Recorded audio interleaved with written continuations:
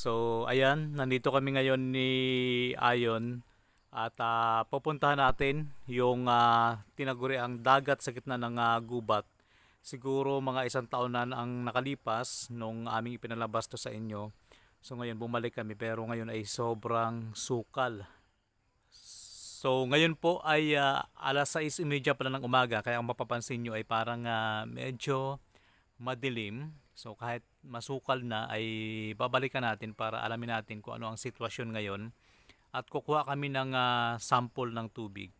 Kasi itong tubig dito, kapag malalim po ang tubig dagat sa ibaba, ay nagiging maalat. Pero pag mababa naman or kati ang tubig dagat, ay matabang. Ngayon, mayroon po nagsabi sa amin na kapag kumuha ka ng tubig dito, paglabas mo dito ay nagiging maalat daw kahit matabang. So subukan namin ni Ayon kaya may dala si Ayon na bottled water kasi mamaya kukuha kami. At meron ding nagsasabi na kaya kulay blue ang tubig dito dahil ito daw po ay lagoon. So ang sabi naman ng iba nung una daw ay hinukayan ito dahil meron pong nakuhang treasure. Pero katulad po ng binabanggit natin, kapag malalim ang tubig dagat, nagiging malalim din po ito dito. At kapag mababaw naman ang tubig dagat or kati, ay kati din po sa lugar na ito. At saka yung mga halaman dito ay ah, halamang dagat. Yung makikita natin dito ay puro halamang dagat. Ewan ko lang ngayon kung nandito pa. So ngayon, subukan natin. Muli naming pasukin ni Ayon.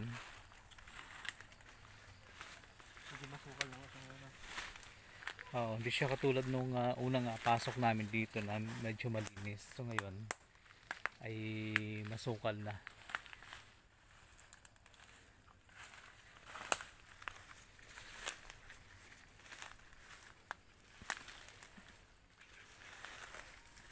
At saka first time to na dalawa lang kami ni Ayon ngayon. Hindi katulad nung nakaraan, marami kami pumunta dito. Tabi-tabi po.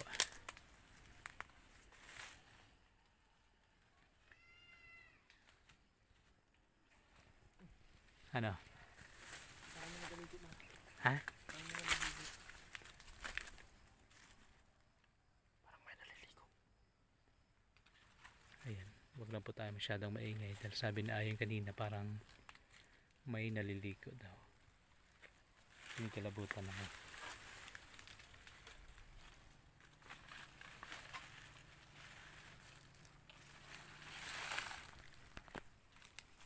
Tabi.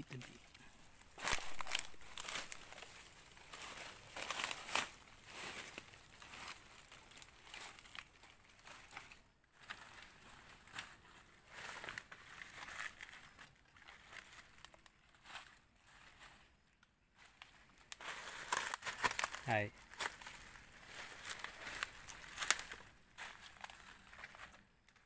Ano?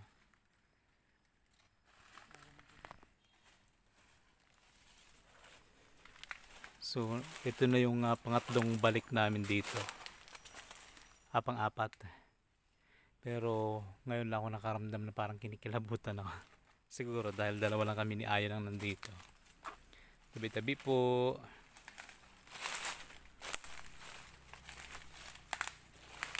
So ganun pa rin.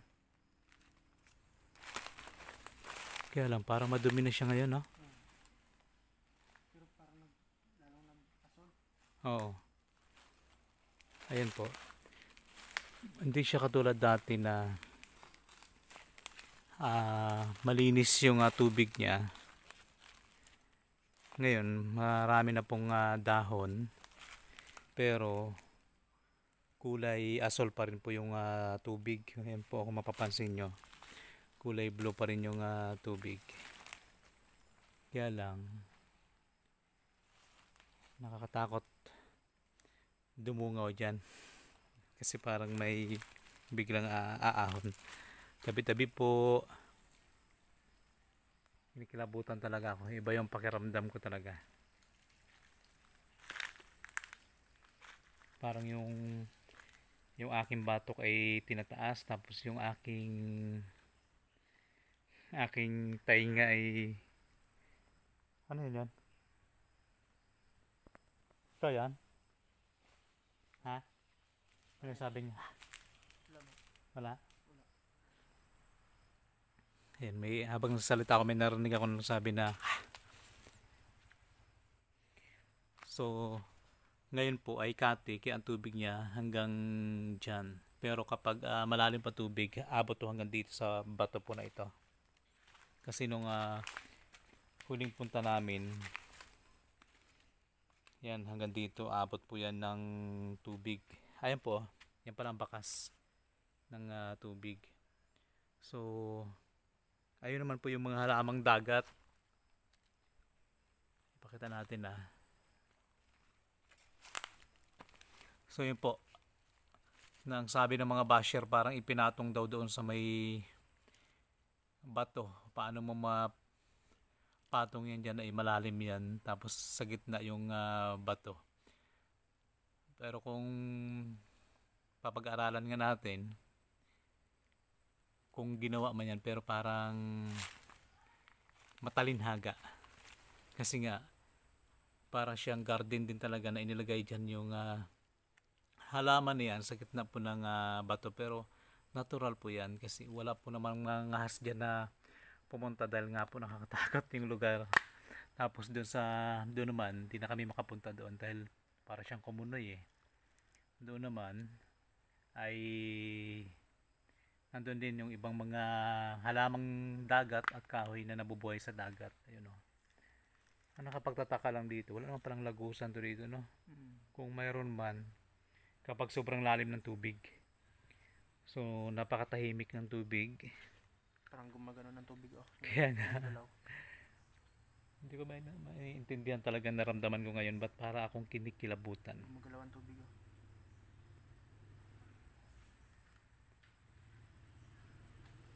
Tahimik ang tubig pero parang may gumagalaw. Tsaka parang ang daming mga sasakyan na dumadaan ay nasa gitna kami ng gubat nito. So, posible po ng tubig dagat ay dito galing yan. Kapag malalim po yung tubig doon sa baba, pag high tide, malalim din po to dito. So kapag low tide naman, katulad ngayon, ay mababaw po ang tubig. So, kaya po tinawag na tubig dagat sa gitna ng gubat. Kasi nga po, kapag malalim ang tubig doon sa ibaba, pumapasok dito yung tubig dagat at nagiging maalat po ito. Pero kapag low tide naman, ayan, mababaw din. Pero ito po ay nasa itaas ng bundok para po sa kaalaman ng mga bagong manonood. Ito po ay nasa itaas ng bundok. Kaya nakapagtataka na bakit pag malalim ang tubig dagat sa ibaba, malalim din po ang tubig dagat dito sa itaas. Kapag low tide naman, ay nababawasan din po ang tubig dito sa itaas. So yun po yung misteryo sa lugar na ito. So nung unang punta namin dito, malinis to Ngayon, wala na. Puro ang tawag dito, puro dahon na. Tsaka dati parang nakikita pa namin yung ilalim kahit kulay blue. Pero ngayon wala na. Pero maaninag mo pa rin sa ilalim ay napakalinaw ng tubig. Ayun. Pero dun diyan sa part na yan, medyo nakakatakot. So ito po yung paligid. Ang sabi nila ay pinaghukayan ng treasure. Ayan po ang mga malalaking punong kahoy. Pag sa personal, malalaking punong kahoy. Pag sa video po, parang normal lang. Kaya doon sa isang video natin, daming basher Kasi malaking punong kahoy po yung pinakita namin. Pag nasa video na, ay parang maliit lang. So, comment po kayo kung ano pong ideya nyo sa lugar na to. Instead po na i-bash nyo po kami, ay mag-comment po kayo kung bakit ganito po yung nangyayari. Alam mo, meron pong kaalaman po kayo. So, instead na i-bash nyo kami, ay i-correct nyo na lang po kami.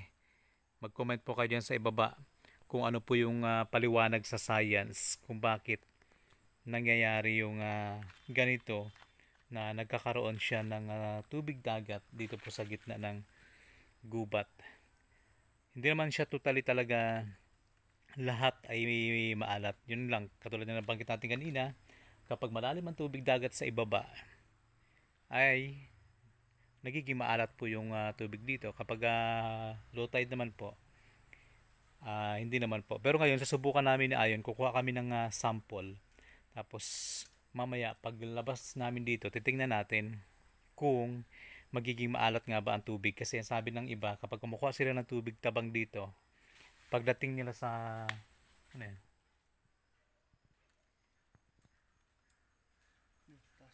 Sa taas. Yan. Ano?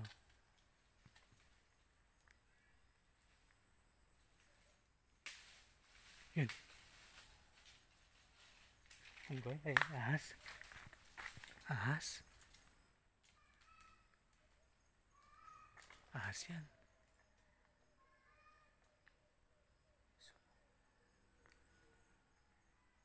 Ayun po. Diyan pa nagmumulang ingay. Wait lang.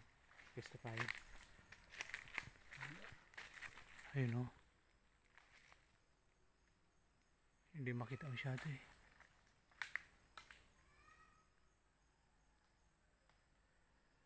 Kinikilabutan ako.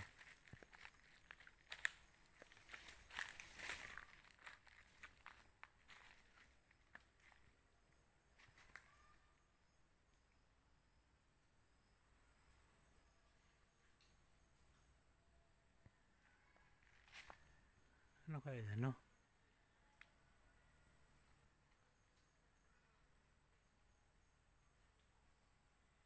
Nasa itaas po yung gumagalaw na yung kanina.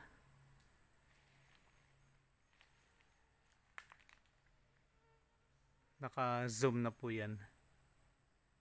Pasensya na kaya't medyo malabo yung ating camera. Dahil yung isa nating cellphone ay na maalam na. Parang ahas na. Siguro yan. Kasi parang may pugad siya sa taas eh, oh. Siguro yan. So,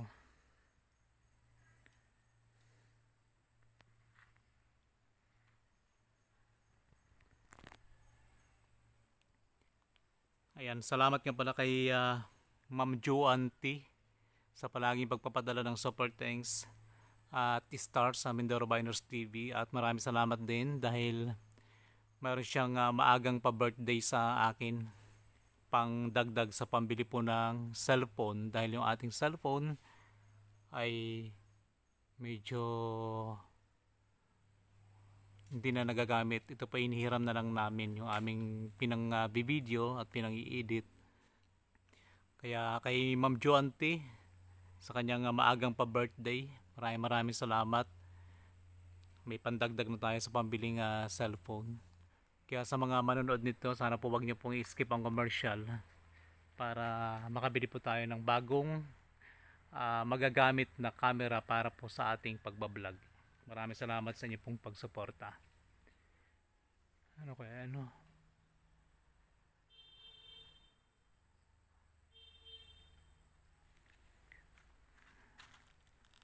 Kuha ka na kaya yon ng tubig habang hugasan mo lang. Ako lang titingin din sa taas. Dito na ako pagkuha. Diyan o.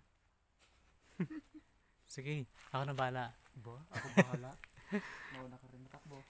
Yan, kukuha lang si Ayon ng sample habang ako nakatingin din sa itaas na kung anong gumagalaw na yon. Habang nagbibideo ako sa iyo, doon ako titingin sa taas. Huwag kang matakot. Huwag kang mabahala. Yan, shoutout nga pala sa Shell Sarsari Vlog. Puntahan nyo po yung kanyang hindi talaga ako makakonsentrate. Puntahan nyo po yung kanyang YouTube channel.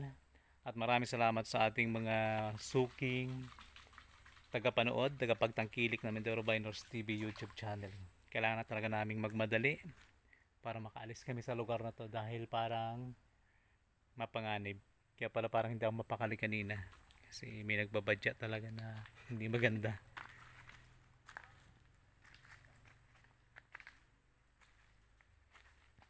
I-zoom muna natin ulit.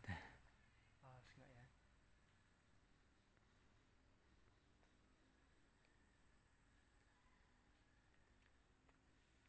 Ahas yan. Saan ba? Hindi ko makita masyado dito sa kanya.